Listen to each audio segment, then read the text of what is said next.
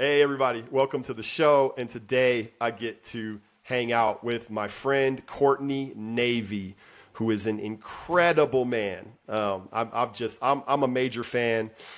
He is a fractional COO, a man of great wisdom, a lot of understanding when it comes to EOS. And if you're familiar with those concepts, welcome Courtney to the show.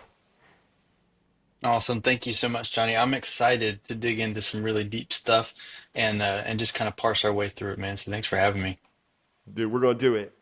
So when I asked you one thing you'd want people to know about you to get a handle on who you are, Mm. it's the intersection between three words: integrity, accountability, and faith. So can you tell us a little bit more about how those three words interact with each other? Yeah, it's great, man. And that was a really hard question to answer. No No, no. softballs there. Uh, I mean, when we look at the landscape of what we're working with today, in any context, right, whether you have a faith or not, integrity and accountability are two things that are vastly unkept in the economy that we're all trying to survive in. Yeah, yeah, And I do believe that those are two things that really drive results, but also connection for people. When we show up, when we say we're going to show up, and when we do it yeah, with excellence and that accountability part, people begin to trust us. And so yeah, everything that I do, whether it's professional, personal, associated with our church, it's all through that lens of thinking through how do these things honor God and the faith that I say that I lead with and the effort of what I'm putting into building legacy through my family, right? Like I need to be able to look at a man and say, he is those things because he does those things. So said hmm, differently, people like us do things like this. If I am a yeah, person of integrity and accountability, you'll see it and it'll show up, right? And so for me, the accountability to deliver that to whether it's a business relationship or a friend or someone who just needs help is having that deep connection into my faith and understanding that I'm accountable to God around that. But it ultimately gives me purpose to invest in others in that way, and it gives him glory. So even if you're not a believer and I'm working with you to build your business, it's a fantastic advantage for you to have because I'm yeah, more accountable than the people you've hired to be there, right? yeah, man. So Yeah, I yeah, can't bro. escape the work that I'm doing. Yes. Yeah. Yeah. And so with that, what I'm seeing is you have this incredible, like, authentic passion for investing in other humans, and investing in their character. I think character is kind of how I would sum up even some of what your calling is, right? It's to Yeah. cultivate character. Is that true, or would you put other language around it? No, I think that's a really good descriptor, and I'm going to use that.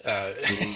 It very much is that. Even in some of the BHAGs we talked about, sort of the wild dreams, I don't know if they will come true. All of those things are really grounded in this idea of building legacy, but also Yeah. building into the next generation, because Yeah. that is what matters. When I'm gone, I can't impact my legacy anymore. Yeah. So what I Right. do today impacts that, and it creates influence for those who are coming behind me. I worked for an employer one time who often said that you're all standing on the shoulders of the giants who came before you. And that Yes. is exactly how I feel about the opportunities we get both in faith and in culture, is that we're standing on the shoulders of those who came before us, warts and all, and we have an opportunity to make better and make known those things that are of value for all of us. And so, yeah, I think it's a great intersection of Yeah. where my brain goes when I think about building into others. Yeah. Yeah. So who are some of the giants whose shoulders you have gotten the chance to stand on? Oh my goodness. Dear friend and mentor of mine who passed away a couple years ago. He had a long battle with cancer, a guy Mm, named Clay Hobbs. Uh, Incredible guy, loved the Lord, had a really difficult season in his life where he didn't trust the Lord and really steered away from God and deep into sin, and then went through a period of persevering and growing out of that. mhm, He suffered the consequence of those actions and they were detrimental, mhm. and God chose to rebuild him and to create new opportunity for him. And I Wow. got a period of his life of about 2.5 years where he Mhm. invested in me almost daily, in Mm, the aspect of helping mm. me understand how faith and business tie together. And when you look back on it and you consider that period, we all share a commonality of a begin date, a start date, and an end date, and that M dash on our tombstone. What we do with that is the difference between you and the other person beside you, right? Yes. And so when I think about what Clay did with his M dash towards the end of his life, he intentionally chose, even when he knew he was not going to survive his cancer, to Yeah. invest a portion of that into me, and that legacy builds beyond, right? So It's huge. You think about the people who aren't willing to give the time of day, and he did it knowing that he had less time to give. bro, And so that was it's massive. bro. A guy like I don't know that any of these people are going to be like big names, but a guy Brad Borders, met him when I was 14. He was just as warts and all as I was, but that was a place conversion into faith where I came to know who Jesus was and why he cared about me and the Hmm. value that I had. And so I could have used your book then, man. That would have been great to have. As a 14-year-old who was walking the streets at night. Yeah. But Brad came in and he saw the value in who I was and invested in me for 4 years. And I am Mm, confident was the disciplined mark between me ending up back on the streets and running with the wrong type of folk and being on a trajectory where I could love and serve other people, right? Because it's not about me.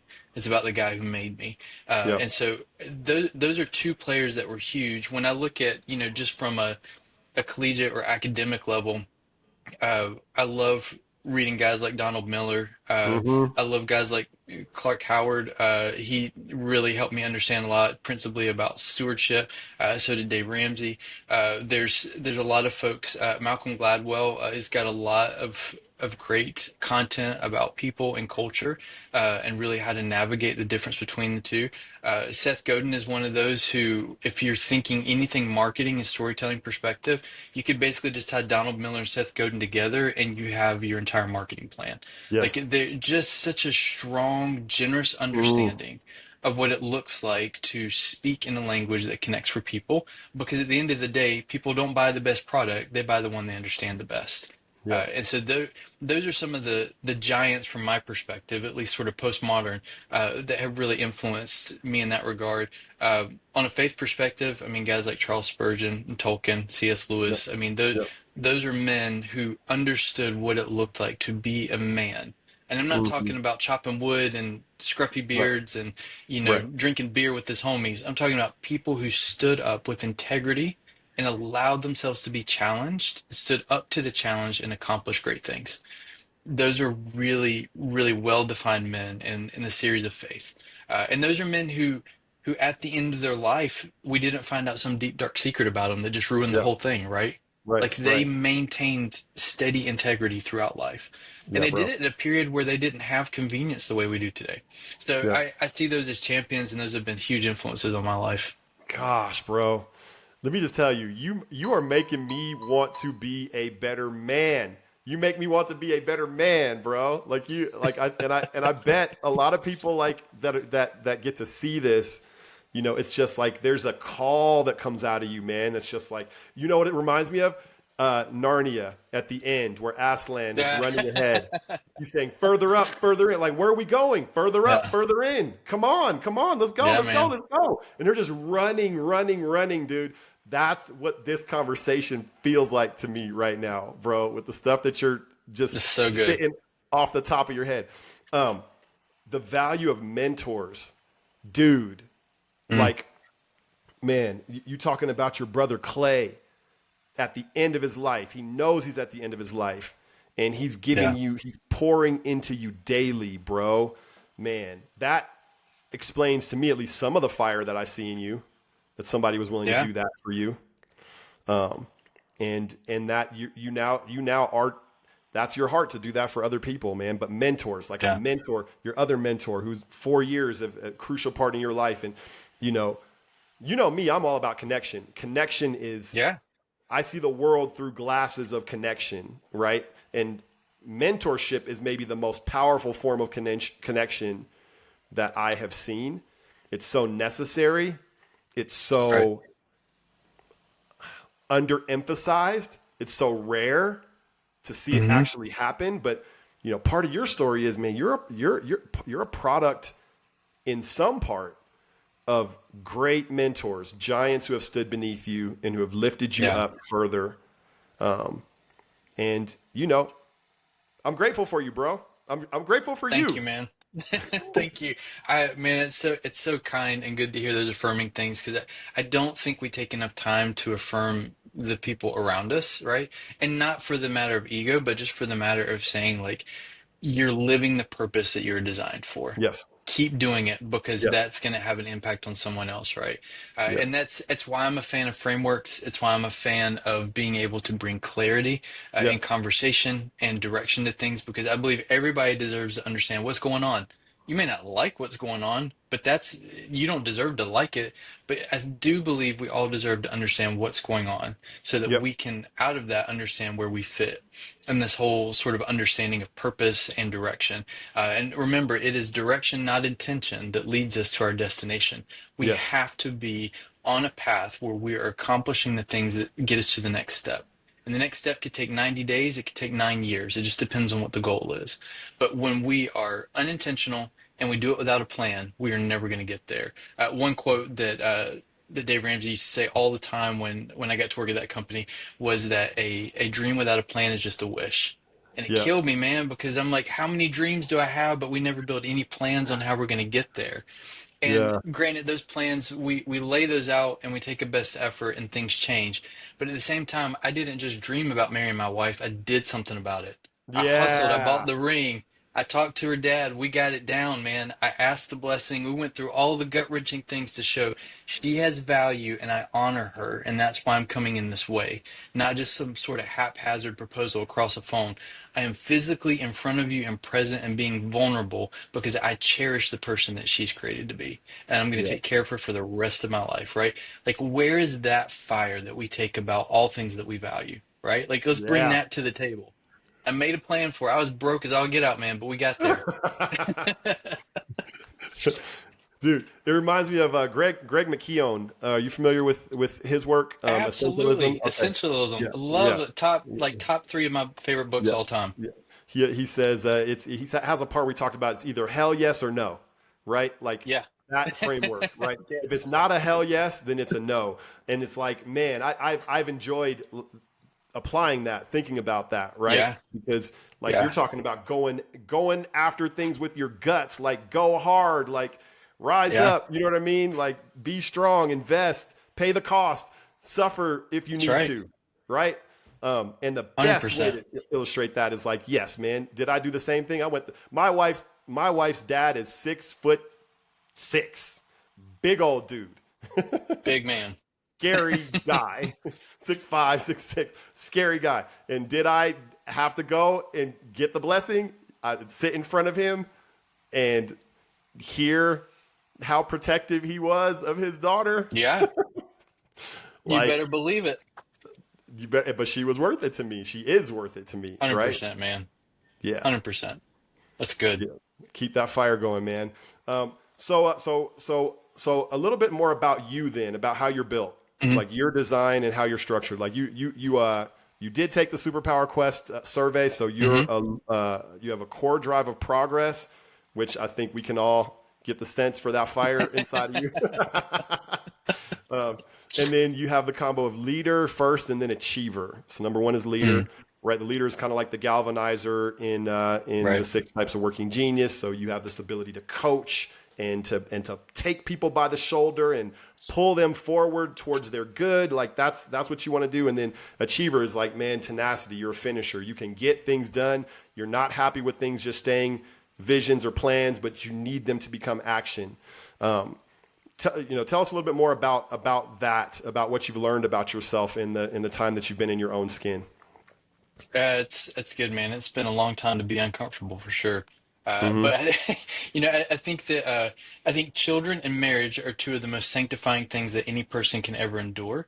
Yeah. But also the blessing that comes from being positioned as a husband and a father Mm. is a gift that very few, if any, other opportunities could have ever afforded than that result. What I mean by that is the Hmm. discipline and consistency of showing up every day to be an attentive husband who has failures and who doesn't allow those to define him. And then the discipline and consistency of showing up to be a father who leads in the uncomfortable moments and is willing to be a father first and a friend second. Because my kids don't need another friend. They got plenty of friends. And you know what? Friends are shady. They come and go in Hmm. seasons. But as a Hmm. father, I am here on earth to show the example of what my creator meant when he designed me, and I'm to Yeah. live that out, right? And I need to Yeah. do that in a sacrificial way. So sometimes being the husband and the father means you eat last. And I Yep. love when Simon Sinek talks about leaders eating Yeah. last. Like there's a perseverance and humility where you don't think less of yourself, but you consider the needs of others ahead in the line order of your own. And if we're Hmm. honest with ourselves, that's what leading is. Yep. Here's what you need, here's where it is, and I'm going to be with you to make sure that you get it. In Yep. absolutely none of that equation is there a space for me to say, I'm gonna get mine first, and then Yeah. y'all can hop in line right behind me, right? Like Right. that's not how it works. Yes. So when I step back and look at that, like I think there are natural components about me that just come out that are true core pieces of my temperament.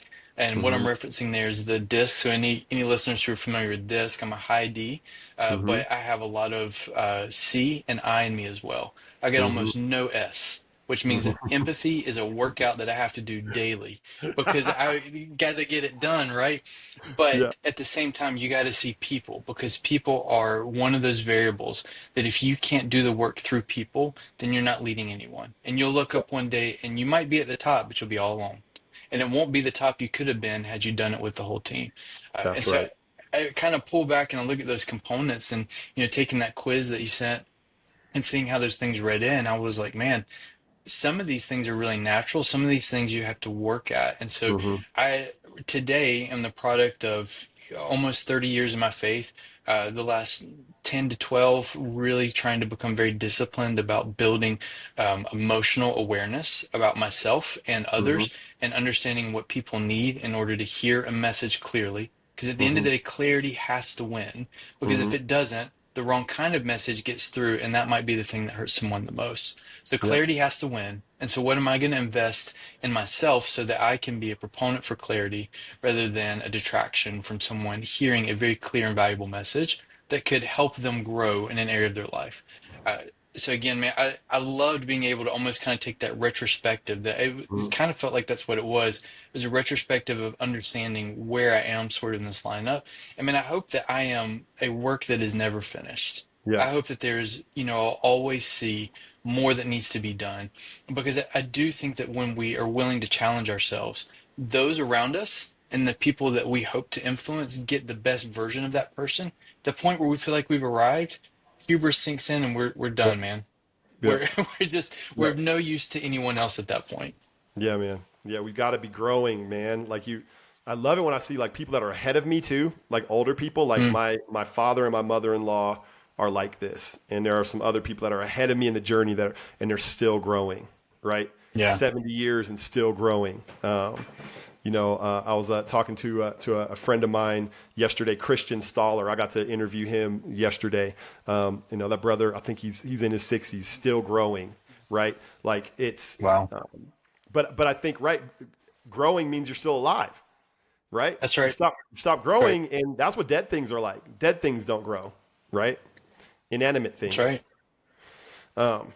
So since we've talked, you have said probably 5 or 6 maxims or sayings that I just wanted to stop and be like, oh, let's unpack that real quick. Direction without not intention is what gets you to the goal is one of the things you said. Or just there's a couple of different things that you said.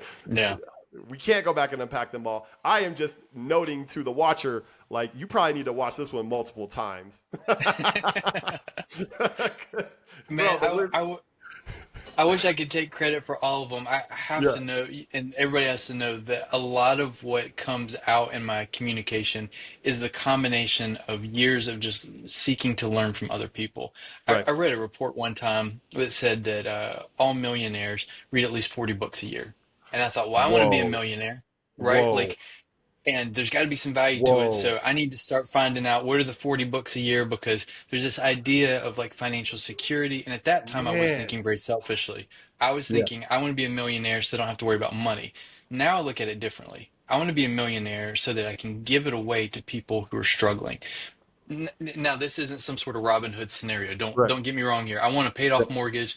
I value that more than I do, a fancy Yep. car. Like those things. I'm talking about true stewardship where we're seeing others and Yep. we're willing to be generous to a point where it hurts a little bit, right? Like Hmm. it feels like there's something that we're having to give over because that's good for us. Like I believe this is not my eternal home, and so the things that I'm blessed with are intended to help and serve others, including my family, but also those outside. So the point being this, I read this report and was like, man, this is awesome. I'm going to start that drive of 40 books a year.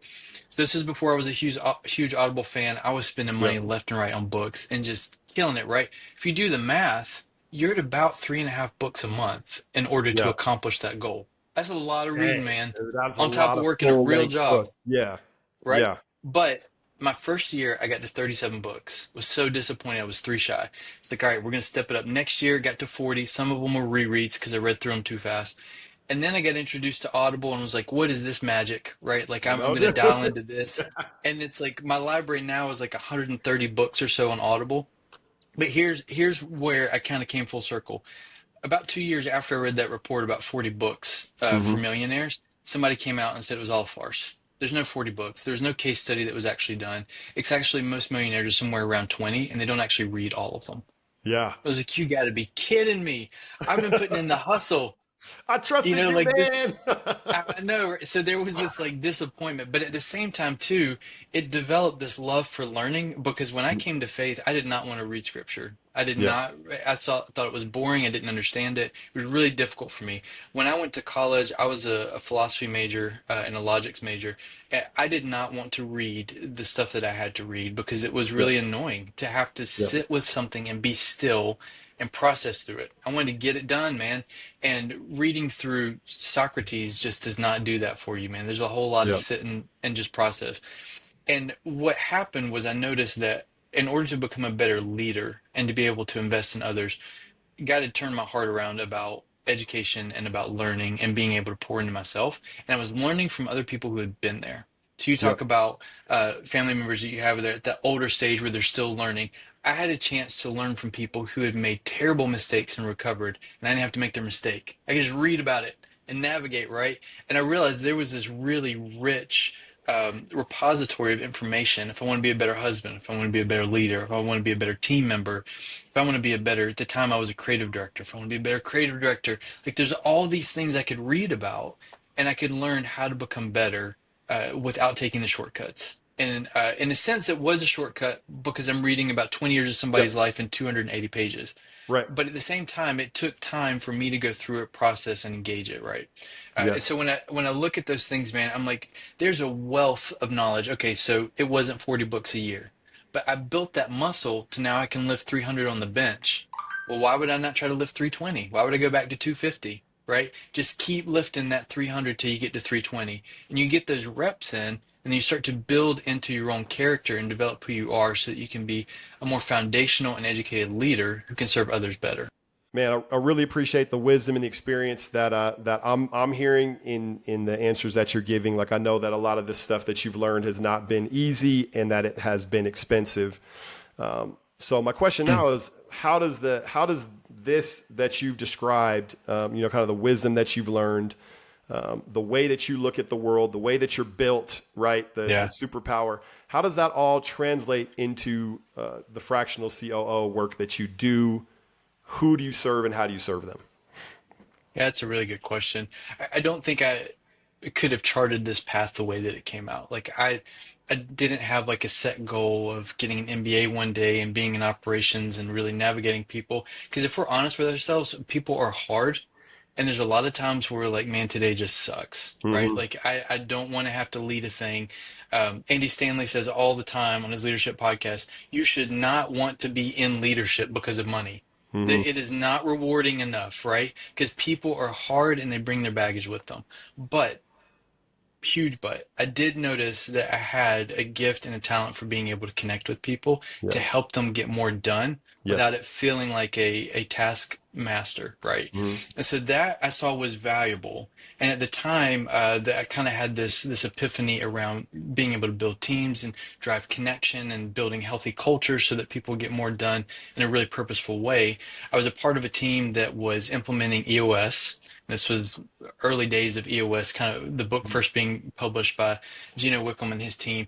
And so we just took it. We read Traction, and y'all, it's boring, but it is clear. Hmm. And I say it's Clarity. boring because it's really small font and it's a lot of detail, and Yeah. it is not really storytelling. Right. It is like do the thing, walk it out, rinse and repeat, and here it is over.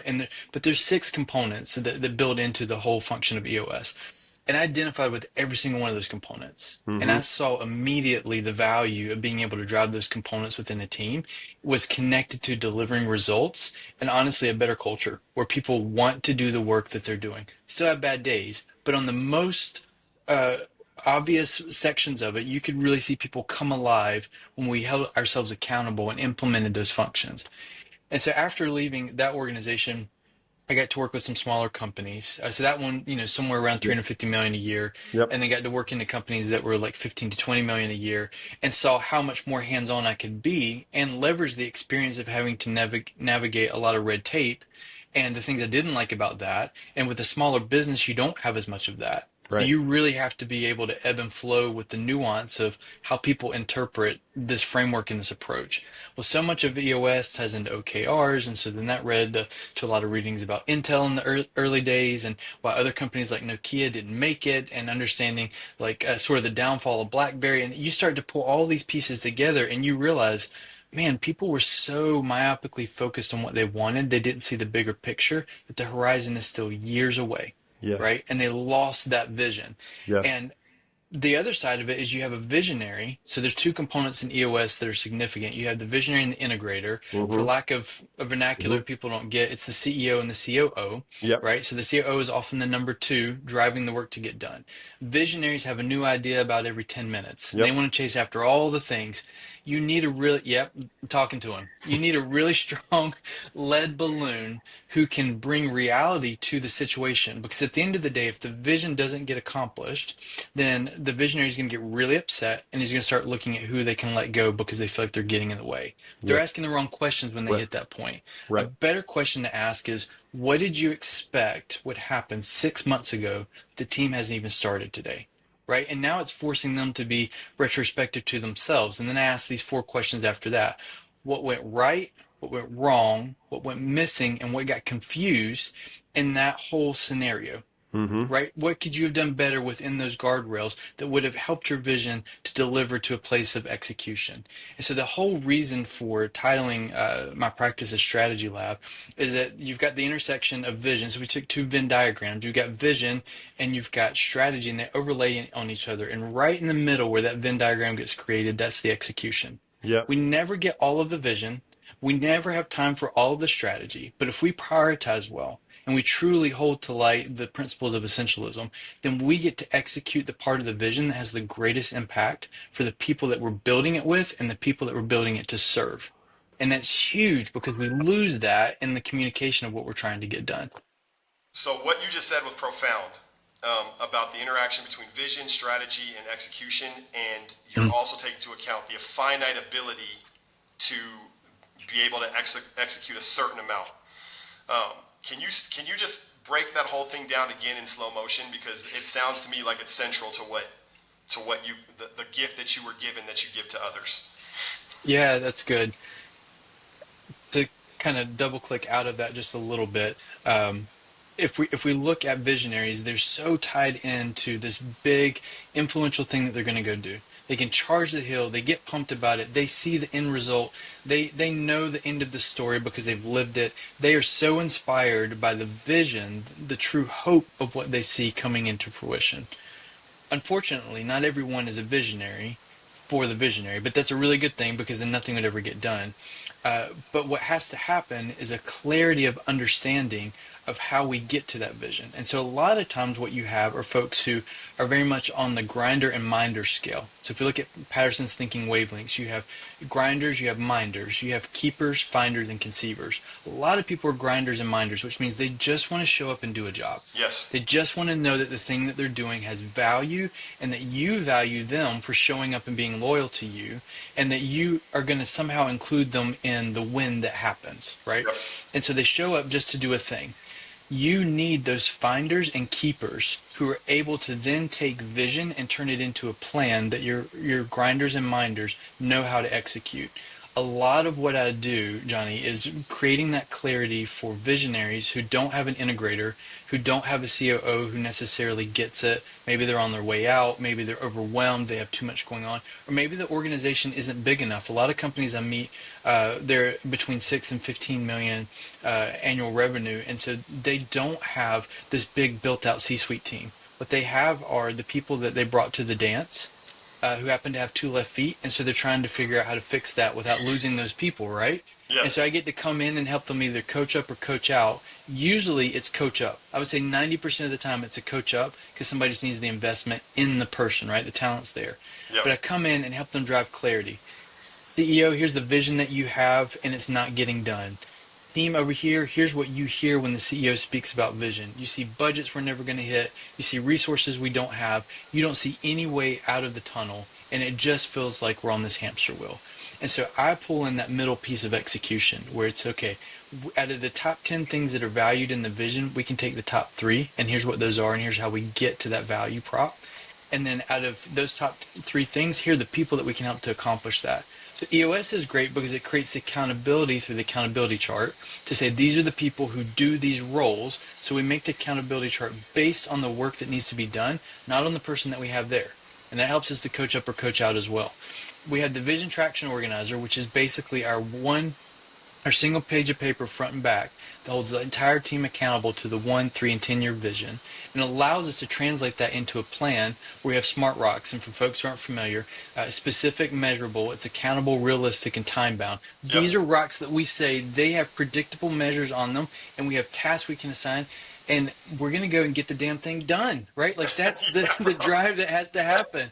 And we have to go in that way and push with that type of intensity, as if we don't do this today, we don't get to show up tomorrow. Yes. Because at the end of the day, when you're at that level and you're leading a business, nobody is showing up to save you, Johnny. Yes. The cape is on your back. You Yes. got to show up and do the thing. Now, there's a component, faith and trusting and all that. I get it. But at the end of the day, there's not a single person in Scripture who got called into something who didn't go in and have to put the effort into doing the thing. Yes. David didn't become king because he just showed up at the right time. Right. He went through a whole lot of junk and a whole lot of bad leaders to get there, right? And he endured a lot. And even that, he still screwed up quite a bit. And Yep. so when we kind of pull this back, the first thing I do is level set with visionaries is you may not understand the talent you have on the table. So let's go through that process of building emotional awareness with them. And now let's go through a framework where we can develop processes that people can be accountable to. Because you probably have really good players here. They just don't get the opportunity to flex within it because you haven't given them a framework to do it, right? And so then we bring those two things. So it's vision and strategy come together, and then right there's accountability in the middle of the execution. And the best thing about getting to execute a plan is that you can look at what didn't get done, and you can make a new plan for how we're going to do that, assuming it's still valuable, assuming it still adds value to the people that we're serving with the business or whatever it is that we built, right? And this applies for churches, it applies for nonprofits, it applies for an individual, it applies for 500 people at an organization. It applies across the board because at the end of the day, I do believe we're designed to have a sense of hope and purpose. And we can find that when we have a clear plan and a directive on how to get there, right? So pulling those things together can be tricky if somebody's not equipped. So like if you and I are working together, strong visionary, loves people, charismatic, big ideas, awesome. You're going to look at me and say, Courtney, help me get that done. Yeah. Absolutely. And yeah, and I'm going to build you a budget. I'm going to build you a timeline. I'm going to build you a plan. I'm going to put together your human capital. And we're going to talk about how we're going to go after it. And it's going to have a restricted timeline of 90 days. This is the bite of the elephant we can take today. We'll take another bite in 90 more days. And we'll just keep running that cycle every quarter until we've eaten the whole elephant and our bellies are full and we've done the thing. Really gross analogy, but I think it gets us there. Brother, we've come to the end of time, and I feel like I could talk to you for 5 more hours. Wow. Like just you have a gift, brother. Keep going with your gifting. Keep going with your calling. Anybody that's watching, man, if you want some of what Courtney's got, I'll have some contact information in the article that goes with the release of this interview, or you can reach out to me and I'll make a connection for you. But Courtney, man, thank you so much for just sitting with us and giving us your best for 45 minutes.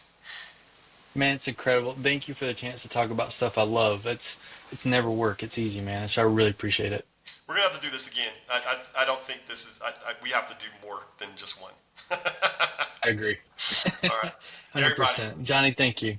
Thank you, everybody, for joining us, and we'll see you next time. Take it easy.